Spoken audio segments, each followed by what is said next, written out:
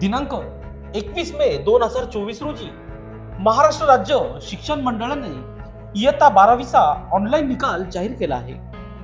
त्याच अनुषंगाने अबोना येथील डांग सेवा मंडळ नाशिक संचलित जनता विद्यालय कनिष्ठ महाविद्यालय व उच्च माध्यमिक अभ्यासक्रमाचा मार्च 2024 मध्ये झालेल्या उच्च माध्यमिक बोर्डा प्रमाणपत्र परीक्षेचा निकाल 98.85% लागला आहे.